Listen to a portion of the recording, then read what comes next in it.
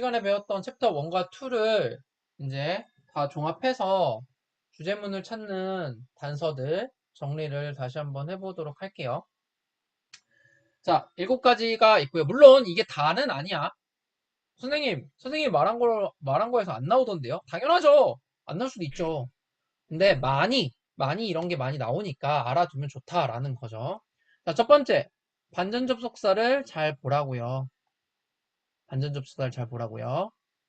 자, however, but while, although, yet 등등등 뭐 이거 말고도 많이 있겠죠. whereas 뭐 이런 것도 많이 있죠. 그러니까 이런 반전 접속사가 나왔다라는 말은 뭐예요? 내가 진짜 하고 싶은 말이 뒤에 나온다라는 거지. 그지? 예를 들어서 걔는 진짜 너무 잘생기고 키도 크고 운동도 잘하고 똑똑해. 근데 걔 입냄새 나. 이렇게 말하면은 무슨 얘기를 무슨 얘기를 하고 싶은 거예요? 입냄새 난다는 얘기를 하고 싶은 거죠. 네. 너무 예시가 너무 갑자기 극단 저질이었나요? 어쨌든 내가 말하고자 하는 얘기는 이렇게 반전 접속사 뒤에 좀 더 강조를 해서 나온다는 거죠. 두 번째, 당위성. 당위성이 뭐라 그랬어? 당연히 해야 된다고. 당연히 해야 되는 거. 그래서 조동사들, 특히 조동사들이 많이 나오는데 must, should, have to, need to 이런 것들 외에도 형용사 중에서도 당위성을 나타내는 표현도 있습니다. 중요하다, 필수적이다 이런 것들. 또는 명령문 같은 거 해라. 이건 너무 당연한 당위성이죠. 그러니까 이런 표현들이 나오면 주제문일 가능성이 높다는 거죠. 아니 말 그대로 화자가 하고자 하는 말이 주제인데 그 주제를 담고 있는 문장이 주제문이고요. 그러면 해라라고 하는 표현이 당연히 주제문이지 않겠어요? 네. 다음은요. 예시문이 나올 때 아까 얘기했죠. 예시가 나올 때는 왜 쓴다고요? 주제에 대해서 뭔가 설득력, 이해력을 돕기 위해서 붙여주는 말이라고. 그 말인즉슨 예시가 나왔다라는 건 앞에 있는 말 혹은 뒤에 있는 말이 주제문일 가능성이 높다라는 거지.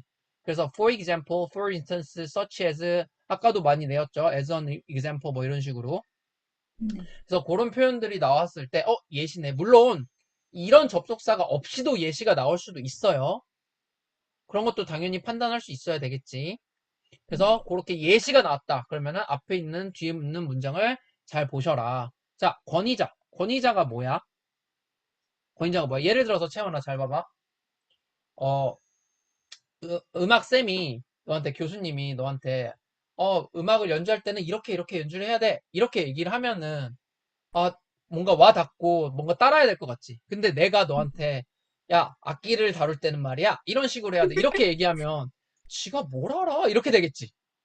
네. 그치? 그게 네. 권위라는 거지. 나한테는 음악에 대한 권위는 없어. 근데 그 교수님한테는 음악에 대한 권위가 있는 거죠. 그럼 어때? 말을 듣겠지. 그러니까 네. 권위자의 말을 인용해서 쓰는데 권위자의 말을 왜 인용을 하겠냐고. 왜 빌리겠냐고. 내가 말하면 안 듣거든. 그러니까 야, 교수님이 그러셨어. 그러면은 진짜 교수님이 그랬어? 그럼 이렇게 따라가게 되지. 네. 예를 들어서 집에서 엄마가 야, 뭐 이렇게 해야지라고 하면 엄마가 뭘 알아? 이렇게 되다가 딱 누가 이제 선생님이 이건 이렇게 해야 돼 그러면 그렇게 해야 되는구나 이렇게 바로 수긍하게 되죠. 그런 거죠. 네. 그죠? 그래서 권위자의 말을 빌려서 이제 얘기를 한다.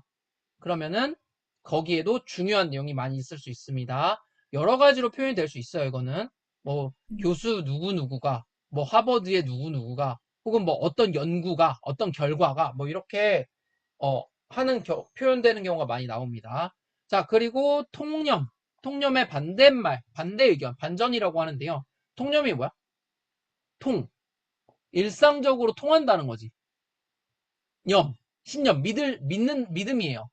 그러니까 일반적으로 그러한 믿음 가지고 있는 것들. 요즘에는 뭐 이제 그런 얘기 많이 없는데 예전에는 선생님 어릴 때만 해도 선풍기 틀어놓고 자면 죽는다라고 그랬거든. 그러니까 물론 그런 건 좀 미신이지만 통념이라고 하기에는 좀 오바긴 하지만 그래도 어쨌든 막 사람들이 많이 믿고 있는 그런 믿음이잖아. 근데 그런 얘기가 나오잖아. 그러면은 그 얘기가 중요한 게 아니라 야 그거 잘못된 거야. 그거 아니야라고 말을 하고 싶은 거야. 글쓴이가. 그래서 네. 통념이 나오면 통념의 반대말, 반전되는 내용이 꼭 나올 거고요. 그걸 잘 찾으셔야 됩니다. 그럼 통념은 어떤 식으로 보통 나오냐? 많은 사람들은 믿는다. 보통 이렇게 생각되어진다. 이런 식으로 나와요. 물론 이렇게 표현되는 게 다는 아니겠지. 읽다 보면 이제 글을 내가 많이 읽으면 아 이거 통념이네 라는 느낌이 옵니다. 그래서 통념이 나왔을 때는 반전이 나온다라는 거. 자, 그리고 문제점과 해결책이라고 돼 있는데요. 많이 나오는 유형 중에 하나죠.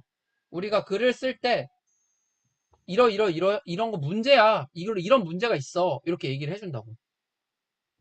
뭐 기후 온난화로 인해서 북극의 얼음이 빙하가 녹고 있어서 북극곰이 살 수 있는 서식지가 없어지고 블라블라블라블라. 그게 문제점인 거지. 그리고서 마지막에 뭐라 그래? 그러므로 우리는 뭐 대기 오염을 줄이고 온실가스 배출을 최소화하고 뭐 지구 온난화를 예방해야 돼. 이게 뭐야? 해결책이란 말이야. 네. 그 해결책이 얘가 하고자 하는 말인 거예요. 근데 가끔 이런 경우가 있어. 문제점이 나왔어. 근데 아무리 읽어도 해결책이 안 나와. 그럼 이제 내 욕하는 거지. 아씨, 아, 해결책 나온다며. 해결책이 어딨는데. 가끔 이런 경우가 있어요. 해결책이 없는 경우가 있어요. 그러면은 뭐냐? 문제점 자체가 주제문이야. 문제점 자체가 주제야. 얘가 자체가 주제가 되는 거예요. 그냥 문제점을 타이핑이 이렇게 안 되냐? 문제점을 그냥 상기시키는 거야. 뭔 말인지 알겠죠?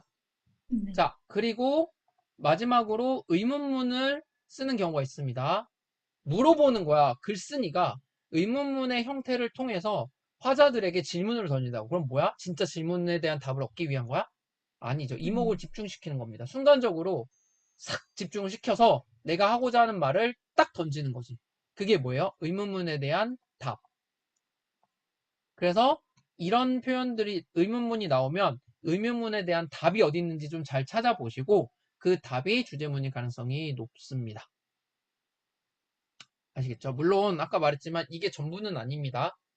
그런데 이런 것들만 솔직히 잘 찾아도 우리가 쉬운 문제 유형들은 충분히 다 커버를 할 수 있어요. 아시겠죠? 그래서 얘네들을 좀 꼼꼼히 잘 정리해서 공부를 해 두시면 됩니다. 머릿속에 들어가 있어야 돼. 그래야지만 내가 글을 읽을 때, 잠깐만. 여기 문제점 나왔네? 잠깐만. 이거 예시인데? 여기 반전 접속사. 여기 당위성 나왔다. 이런 게 보인다니까? 아시겠어요? 네.